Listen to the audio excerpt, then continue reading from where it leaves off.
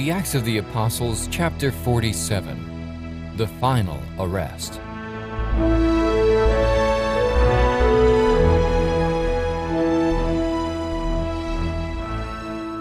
Paul's work among the churches after his acquittal at Rome could not escape the observation of his enemies.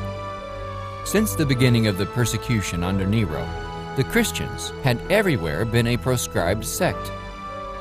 After a time, the unbelieving Jews conceived the idea of fastening upon Paul the crime of instigating the burning of Rome. Not one of them thought for a moment that he was guilty, but they knew that such a charge, made with the faintest show of plausibility, would seal his doom. Through their efforts, Paul was again arrested and hurried away to his final imprisonment.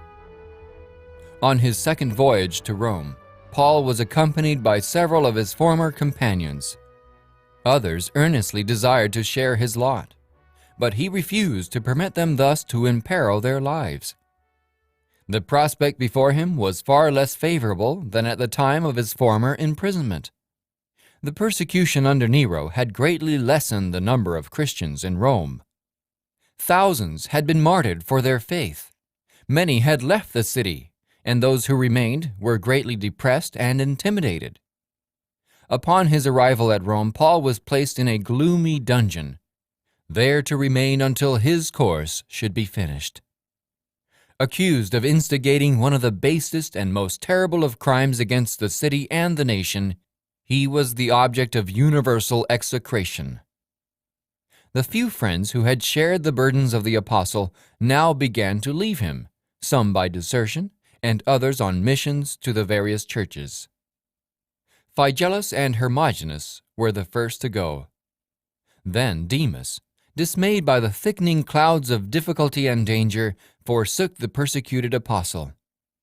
Crescens was sent by Paul to the church of Galatia, Titus to Dalmatia, Tychicus to Ephesus. Writing to Timothy of this experience, Paul said, "Only Luke is with me." Never had the apostle needed the ministration of his brethren as now, enfeebled as he was by age, toil, and infirmities, and confined in the damp, dark vaults of a Roman prison. The services of Luke, the beloved disciple and faithful friend, were a great comfort to Paul, and enabled him to communicate with his brethren and the world without. In this trying time, Paul's heart was cheered by frequent visits from Onesiphorus. This warm-hearted Ephesian did all in his power to lighten the burden of the apostle's imprisonment.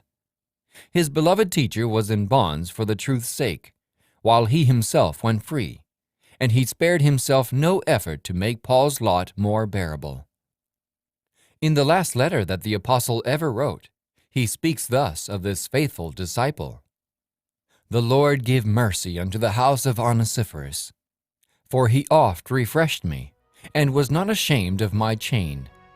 But when he was in Rome, he sought me out very diligently and found me.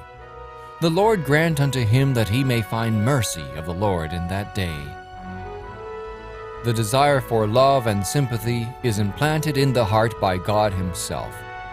Christ, in his hour of agony in Gethsemane, longed for the sympathy of his disciples. And Paul, though apparently indifferent to hardship and suffering, yearned for sympathy and companionship.